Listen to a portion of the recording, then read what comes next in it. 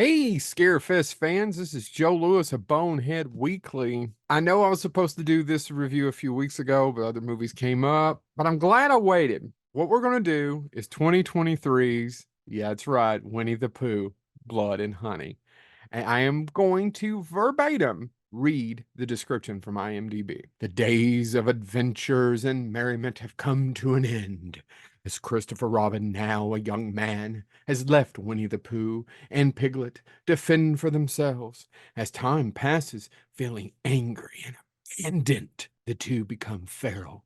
After getting a taste for blood, Winnie the Pooh and Piglet set off to find a new source of food, and it's not long before their bloody rampage begins. It's Winnie the Pooh killing people with Piglet. The most fascinating thing about this film is actually the kind of the production of it, and it's because it was possible because after 2022, A. Milline's novel Winnie the Pooh from 1926 entered the public domain in the U.S.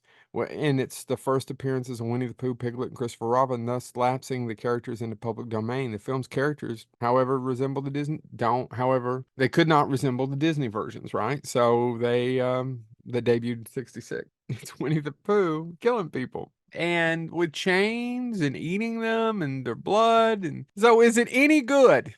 Is it any good? I actually enjoyed the movie. The opening segment is an animation, and it's kind of a throwback animation, and explains the whole story of Christopher Robin going off to college, and then he comes back later with his girlfriend, and that does not end well. But it explains all the backstory. And truthfully, I really enjoyed that part of the movie. I enjoyed scenes out of the movie. It is not a total train wreck. Now, it does every once in a while suffer from its low budget. However, it's not the worst looking low budget horror film I've ever seen. It's on Peacock. You can watch it for free if you're paying for Peacock. Is it worth a watch? I actually don't think it's that bad. And I know a lot of you are going, has Joe lost his damn mind? It's not good. And I don't even know that it's bad in a sense, in the way you're like, oh my God, this is so bad. Like Slaughterverse. Slaughterverse was just fun to laugh at. This one isn't so fun to laugh at. It looks good, actually. Whoever shot it looks good. Some of the acting's not bad. They cast it with a lot of British people, so that helps. I think it helps hearing the British accent with the acting. It's just not a terrible movie. I mean, Pooh and Piglet don't look great, but at the same time, what are you going to do? I just don't think it's a terrible movie. Should you check out Winnie the Pooh, Blood and Honey? Yeah, I'm going to recommend it. I am recommending Winnie the Pooh, Blood and Honey on Peacock. It is no means by any stretch of the imagination the worst movie I've reviewed on here. Is it good?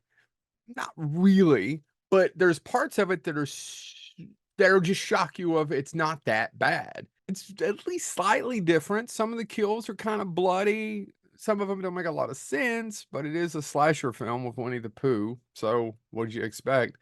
Did I laugh out loud like I did during the sloth driving the Mustang during Slothiverse? No. But did I enjoy it? It's barely 80 minutes. It's not a huge commitment. It has the good common sense to get on and get off. I just don't think it's a terrible movie. I don't think it's a good movie, but it's not a terrible movie, and I kind of enjoyed it. Go out and check out Winnie the Pooh, Blood and Honey. I'm going to stand by this review. Is it good? No. Is it fun? Yeah. It is. And that's sometimes all you need. And especially if you can have a drink or two with some friends over, Winnie the Pooh and Slotherverse may very well be a good tandem. This has been Joe Lewis of Bonehead Weekly. I will see you all next week. Winnie the Pooh, Blood and Honey.